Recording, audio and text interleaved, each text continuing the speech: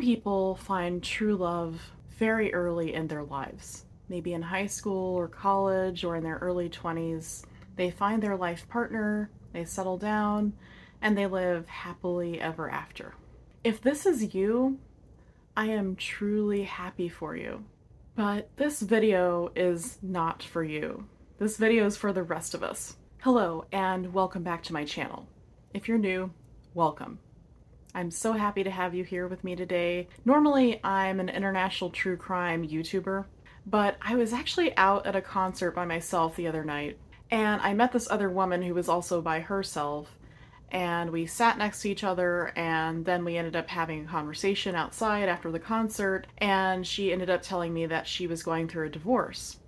And I immediately started spewing out all of this advice that I had about dating apps because I had been on them for over 5 years. And as I was telling her this, I realized I had so much to say about it. And so, of course, I thought, I know, I'll make a video about that. And that way I can tell everyone my advice.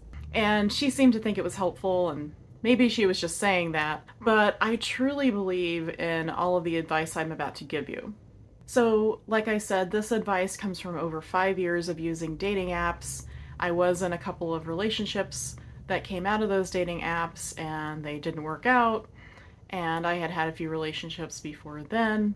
And all of this was a huge learning experience for me, and I'd like to share with you what I learned. Now, unfortunately, during the course of all of this, I met a couple of really toxic people on these dating apps. And I ended up going through some really horrible, traumatic experiences because of them. And I developed my own strategies for getting away from them, steering clear of them, and ending things with them in the event that I found more toxic people. And I just like to share those strategies with you today. This video is not about violence. If you are experiencing violence, you need to call the police immediately. It's also not about the basic safety tips that are found throughout the internet about not giving people too much personal information, not sending anyone money, meeting them in a public place. Please do that. Not going to their house. Please do not do that, at least the first few times you meet them. This video is about your mindset and mentality and habits that you can get into while you're going through this process that will protect you from these people, at least somewhat. And by the way, if you're new to this, please do search for those tips I just mentioned before you talk to anyone on a dating app. So I will go ahead and tell you my advice. So if you didn't know, there are these apps called dating apps, and people use them to meet potential romantic matches or maybe even friends. They're very popular, and they're just about all many people have time for. So lots of people are still out, going out with their friends, going to events, hoping to meet someone. But it's really just more efficient to get on apps where you can see people who are also single and looking. So the idea of them is nice and convenient, and there are a lot of nice and genuine people out there. But there are also a lot of toxic people. So there are what I call predators out there on these apps who basically view everyone on them as prey. So there's something they want to get, and they search through the apps for someone that they think will give them that thing. So they're not really coming to the app from a place of honesty. They're just trying to take advantage of whoever's there. The first thing that people should do is develop a single life that they absolutely love. I know that most people want a partner. It's easy to get wrapped up in imagining your future partner and living together and how your life is going to be complete with them. And most people want that. It's normal and natural. But what everyone should do is imagine that there's no such thing as a relationship, and think about what they would do in that situation. So there are all these other wonderful things in life other than romantic relationships. And I know that sometimes we can get brainwashed in childhood from romantic movies that place a romantic relationship at the center of our minds and worlds, but it's really much safer for you, and you'll have a happier life if you can develop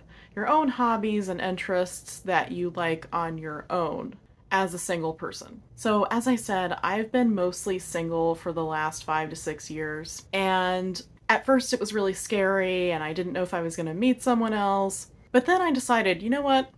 I'm just going to do what I want to do on my own, and I'm not going to worry about whether there's a partner. So I started traveling by myself, and I've now been to 31 countries, most of them alone. Let me know if you want to see a video about that. I can definitely give you tips for that too. I spent a couple of years learning to cook Chinese food and other Asian food, which is one of the best things I've ever done. And now I know how to make all this wonderful restaurant quality food all the time. I learned a little bit of Japanese in preparation for my trip to Japan. I found out that I really enjoy coloring with markers and colored pencils and gel pens with, in adult coloring books. And also, last year I went back to school, and I'll be done with school soon, to learn something totally different. And I have to say, I have enjoyed the last 5 to 6 years more than any other period of my life. I have really enjoyed getting to know myself, who I am as an independent person, not wrapped up in somebody else's world, not wrapped up in a romantic fantasy or anything like that, just me. So think about what you would do if there were no such thing as a romantic relationship. Would you learn a new instrument? Would you start making art of some kind? Would you travel like I did? Would you start playing a sport? All of these things you can do by yourself or with friends. You don't need a partner. And the reason it's so important to develop this is not just for life enjoyment in general, but so that if you do happen to get with a toxic person and you realize that you need to leave them, it's going to be a lot easier to go back to your old single life that was so full and rich with experiences and friends and interests and hobbies than it will be to go back to kind of an emptier life. That sounds a bit boring, doesn't it? So you don't want to go back to boring, you want to go back to exciting, rich, and full. The next thing I recommend people do is not to assume that someone else has good intentions. Even if they say they do and it seems like they do, they may not. So many of us are very nice people. We want to please others, we want to help everyone, we may even be empathic. We want to be people pleasers and do-gooders in the world, and that's great. I wish I could tell you that everyone out there is like that, but they are not. There are these toxic people lurking on these dating apps, and they know exactly how to identify someone who's going to give them something that they want, or start giving and giving to them, which is exactly the outcome they're looking for. So whoever you meet in the first stages of dating or talking to them, I would say for several months, do not assume that they're actually a good person. One thing that really helps with that is to imagine when you're talking to them that you are sitting back and listening to them and just observing and making notes, which you can also do. Because some of us have a tendency to want to get all up in somebody's life right away. So an example would be, let's say that you're out on a date with someone and they mention that they want to go back to school. And you say, "Oh, that sounds great.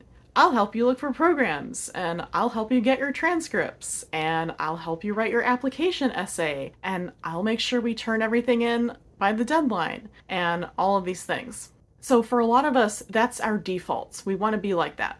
But frankly, it's kind of inappropriate to be like that with someone you just met. That's not something you want to do for them. You don't want to get into this habit and pattern of being the one that gives and gives and gives, and they're just taking everything from you. Instead, you want to sit back and imagine that you're just observing them. That's your goal. Your goal is not to get up in their business and help them, it's just to observe what kind of person they are from a neutral standpoint. Not from the standpoint of having a big romantic fantasy about them, just from a neutral, objective standpoint. Also, I recommend that everyone ask the person that they matched with what they're looking for and then unmatch immediately if it's not what you're looking for. So a really common mistake is that one person is looking for a serious long-term relationship that might even lead to marriage, and the person they match with is actually just looking for something really casual. And instead of saying, "Okay, bye, I don't want casual," people will think, "Oh, well, they're really cute and maybe they'll change their minds when they meet me." And that does happen. I'm not saying that that is impossible and never going to happen. It does happen. But the more likely outcome is that it's going to get messy. And the person who wants something long term and is more emotional and gets attached is always going to be the loser in that situation. The person who wants something casual is going to come out winning because they're going to care less. And there's nothing wrong with looking for something casual. There is something wrong about being dishonest about it. So I just recommend that you ask, know what you're getting into, and just unmatch if it doesn't sound like what you're looking for. The next thing I recommend is to slow things down. And in fact, you do not want to get attached to a new person for at least 6 months. I know this sounds really hard, and everyone gets excited when they meet someone new and they're attracted to that person and they think, oh, maybe this is it. Maybe this is my person. Oh, I'm so excited. I'm going to make all these plans and start fantasizing about them and thinking about them all the time. And when I wake up, I think about them. And that is just setting yourself up for a huge disappointment. You know, I hope that you do meet that person. I hope that that is your experience and everything you'd hoped and dreamed for happens and it happens quickly. But in my experience, it's just not likely.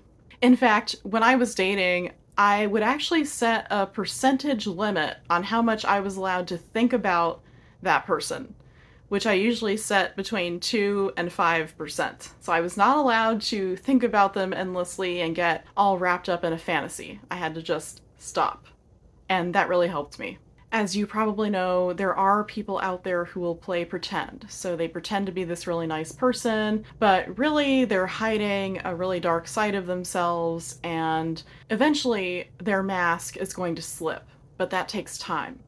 So anyone can put on a facade for a few months, but once it gets past that, it's harder and harder for them to keep that mask on. So just try not to get attached to them because you actually don't know them yet. You may think that you know someone at 3 or 6 months, but it really takes quite a while to get to know someone. And so if you're getting attached so soon, that means that you are getting attached to a fantasy. You're not getting attached to the real them.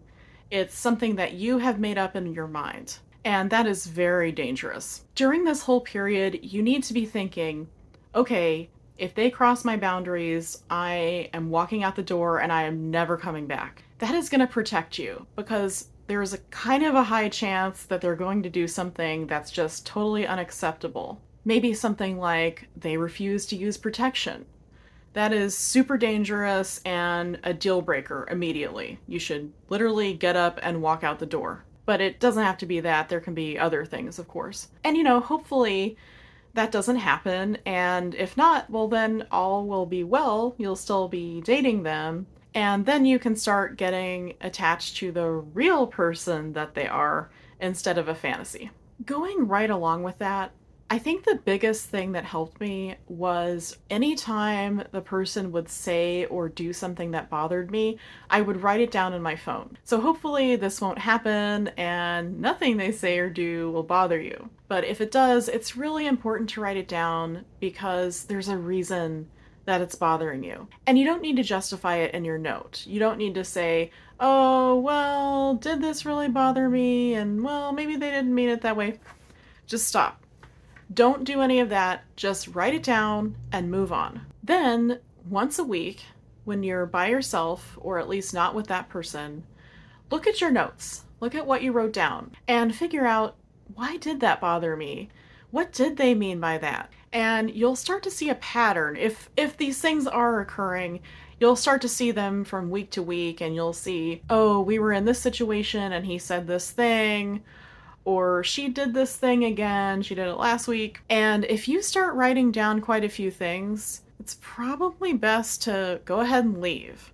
And this will be easier because you'll be armed with actual evidence. It won't just be based on your feelings, but you'll have all this documented about why you're leaving the person. That makes it so much easier. You also always need to be thinking about your return on investment. So you need to be thinking about what you're doing for this person and what you're getting out of it. I know this isn't very romantic, but when you are a giver, there's just a tendency to give and give and give endlessly and not even realize that the other person just really isn't doing much at all. So you really need to think about, what did I do for them? Oh, I cleaned their car. I cooked them this elaborate meal and it took 3 hours. Or I planned this whole thing for us to do the whole day or the whole weekend. And you need to think about, did the other person put effort in like that or not? Because if they didn't, you're setting yourself up for a life of misery where you do all the work and they do nothing. And trust me when I say, unfortunately, there are lots of people out there who love it that way. Just a few things about getting rejected and how to handle that and not let it hurt you. So, I actually like to assume that everyone is going to ghost me. And I know that that sounds terrible, and I know that some people think that you are setting yourself up for failure if you do that, but I just kind of go to the date, see how it goes, and assume that I'm never going to hear from that person again. That actually hasn't happened yet. I kind of wish it had happened a few times. But I find that if you set your expectations low, then you won't be so disappointed if it doesn't work out. Don't let it affect you so much that it takes the fun out of the date or something. It doesn't need to be a big deal. In fact, that's good advice. Don't make all of this a big deal. Don't think about, oh, I'm meeting my future wife or husband and making it into this huge thing in your mind.